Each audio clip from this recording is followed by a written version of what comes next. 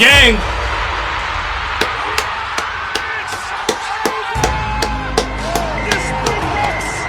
Look at C. Look at Rossi. Hell yeah. Four of them things. Four of them things. Four of them things. Hey, Dion Ferree had Bunky back, man. Held it down for him. Fox just looked at me. He's like, bro, you world champions right now. Like, yeah, my friend, we did it. We did that shit. shit. Like, no, you're not hearing me. We are the world champions. The Springboks, champions of the world. Yeah. Fire.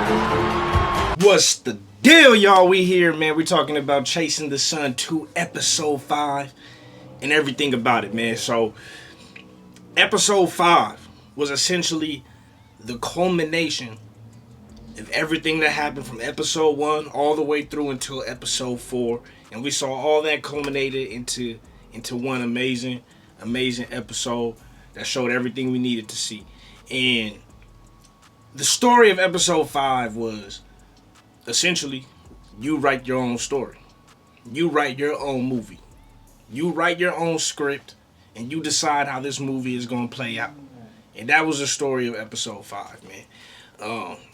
It started out with the situation with Bonky, right? So racist accusations towards the England player Tom Curry, the England flanker. And the thing about that was a distraction, right? That caused a major distraction. It caused a major disturbance in preparation for the biggest game of the year. Something you prepare 4 years to focus on. And that becomes the biggest story. Not the fact that they beat England, where they could have lost that game. Not the fact that they were playing the All Blacks, which is the greatest final you could think of in the world of rugby. But the fact that Bongi, the South African player, made racist remarks towards Tom Curry, the English player.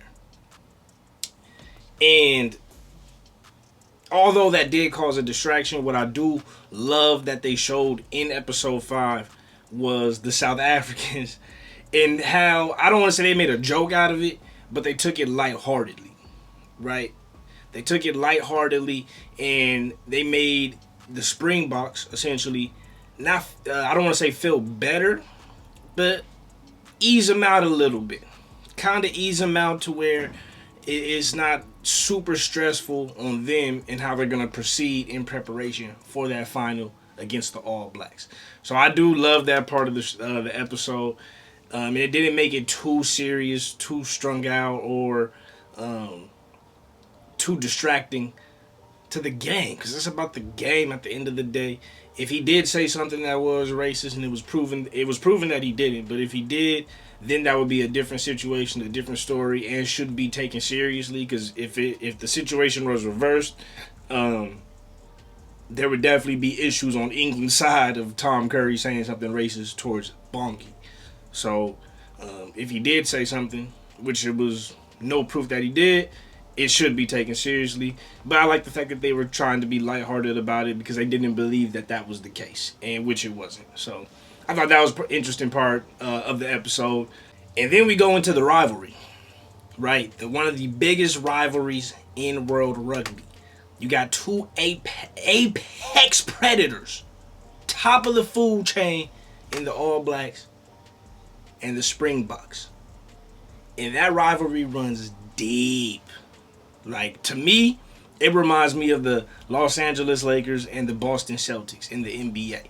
Like, that rivalry runs deep. It's constant battles, and both teams are usually at the top at the same time. And when they're at the top, the NBA, that's when the NBA is usually at its best. When those two teams are at the top and they're going into war. They're going into war and they're going into battle, right? Even Rossi has said this in the episode. He was like, you know, we have a important relationship, right? We have a relationship with the All Blacks. But he said it's not a romantic relationship at all. It is wartime.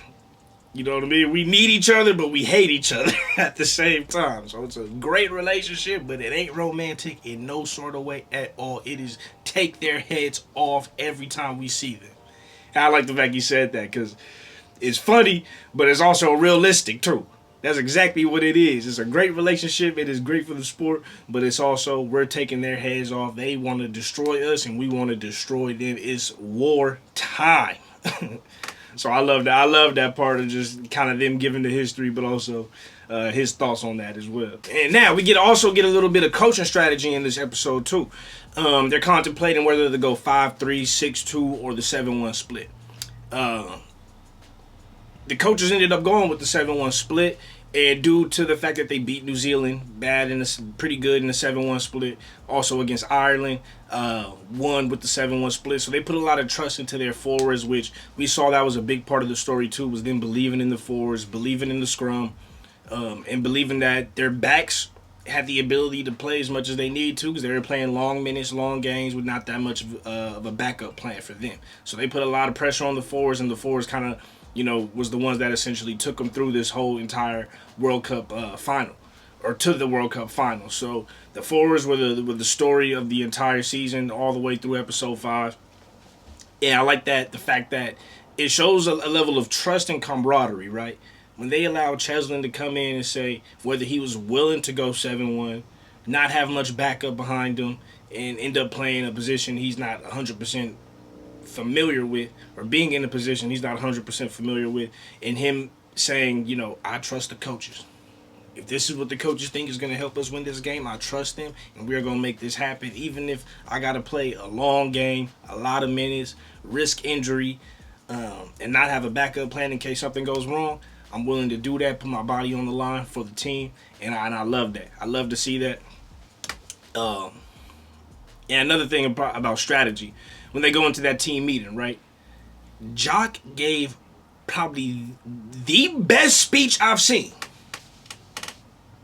He gave the best speech I've seen this entire season. Rossi, he's great. He's always going to be great. Even Peter Steph Dutois' speech during that halftime was great. But Jock, and when he was in that team meeting, he said, y'all are not supposed to be here.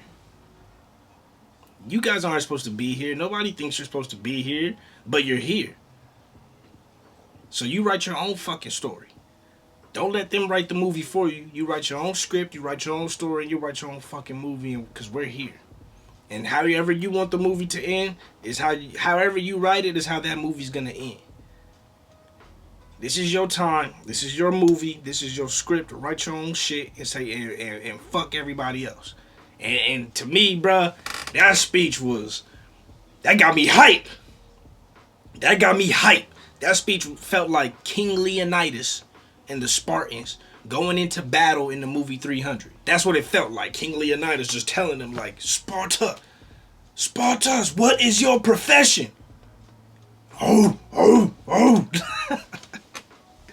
Like, that's what that felt like. That speech was powerful, and it was good, and I think it definitely got them to where they needed to be as far as, going into that game. It was not so much about hype and motivation and this and that and that. There was a lot of focus. And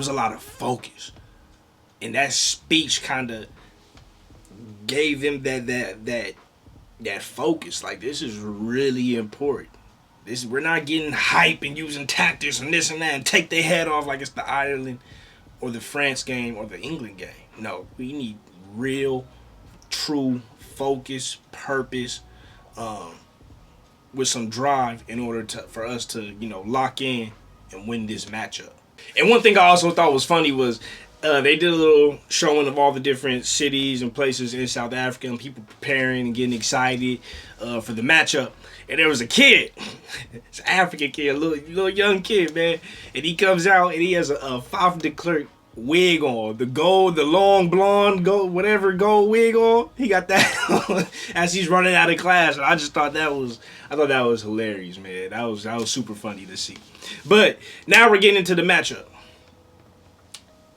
What I thought was a powerful moment, and powerful in a heartbreaking type of way, was when Bongi got injured in the first few minutes of the matchup against New Zealand.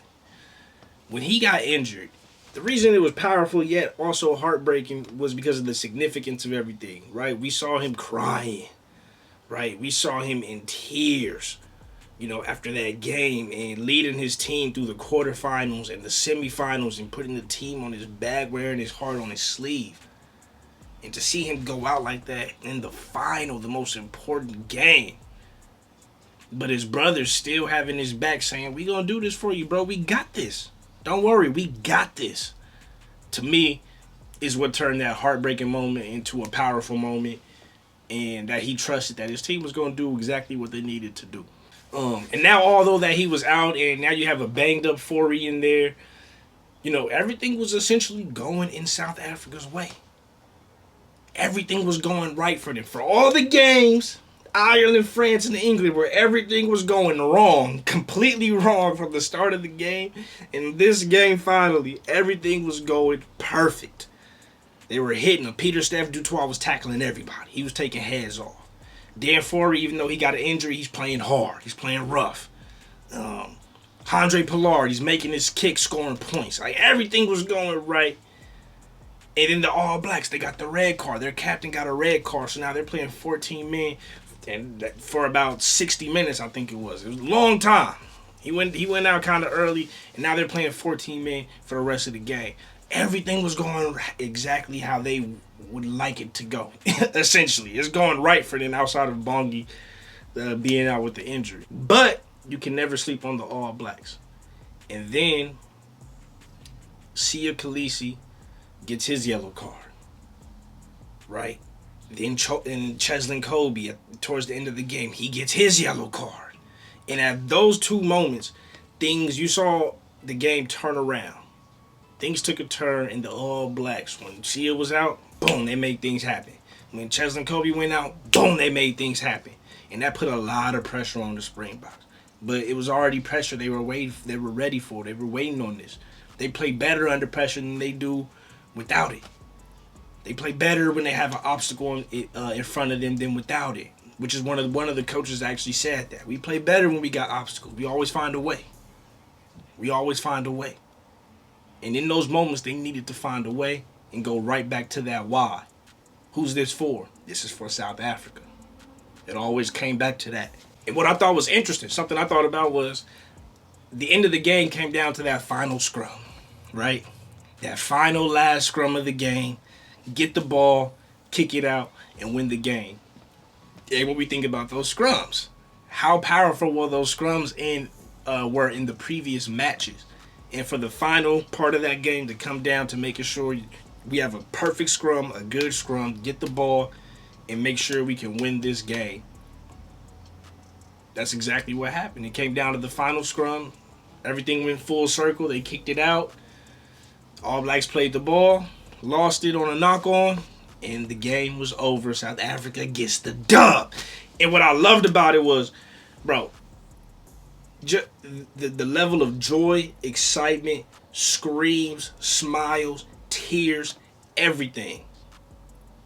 Everything. We saw that in the France game. We saw that in the England game. But the way that we saw it after this final match trumps and towers. It's exponential. It's beyond that. The fans, everything, the level of excitement, happiness, and joy, gratitude, all of that was through the roof. Exponentially higher than the previous two games, and that just shows how much more that one meant. Yeah, those games are important to get you there, but this is the top.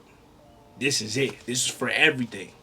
That's what it was. That's exactly what it was for everything. And just to see that excitement from everybody was beautiful, very beautiful. And then what I liked at the end, was the interviews. I really love the interviews because they show each player trying to express how that moment felt after winning. After winning that World Cup, what did that feel like? What did it mean for you? Can you explain that? And every player's just, some of them are in tears. Some of them are stuttering over their words. Some of them don't got words to say. In my head, I'm like, there is no words to explain that. There are no words. And one player finally said it. I forgot who it was, but one player finally said, I honestly don't have any words to explain this. And that's exactly what it was. Like, those interviews between each player, was the visual representation of there are no words to explain this. There's no words I can give you to tell you how I felt in that moment.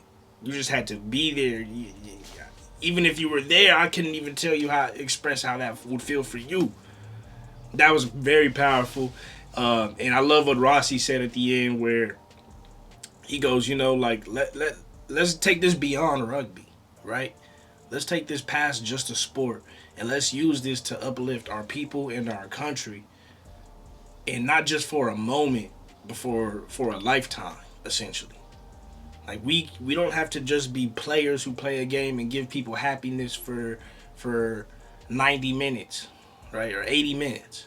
But we can use this to make our country better. It doesn't have to always be bad. We don't have to look at this place as a shithole or as a terrible place, but we can make people believe that this is a beautiful place, and we can give people the hope to make it great moving forward and make it better and better for a lifetime, not just for a match, not for a month, not for a week, not for one game, not for one play, but for a lifetime. And that was just beautiful for him to say that. And it really shows, he thinks past just the surface level. You got to think deep about how important this game is to a lot of people. So I really like that he said that. And then at the very end, it shows the welcoming party, the parades, the celebrations, the pictures, the photos. I also like that it had a couple of clips of some other South African greats, including Tyler, the artist, Dricus du Plessis, who beat Sean Strickland to win the championship. And he came out with the flags he represented for South Africa too, and I like that it showed them as well, because like they said, it's for South Africa. So if it's not just rugby, you gotta look at what else people are doing that's for South Africa, your guys' country. So I really like that they showed that at the end to show that it is bigger than just one sport, and this goes and it impacts a lot of people in a lot of different ways and aspects. So I thought that was great. But that was it. That was the end of episode 5, man. Chasing the Sun 2 went beyond expectations. Chasing the Sun, the first one was amazing. It was great. But Chasing the Sun 2 just took everything to a complete another level.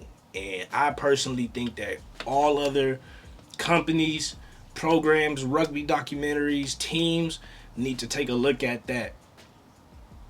And I don't want to say recreate that. I don't want to say steal that, but think about the aspects in what you're trying to show to the fans, to the people, and how you want those stories to be told, and how you want to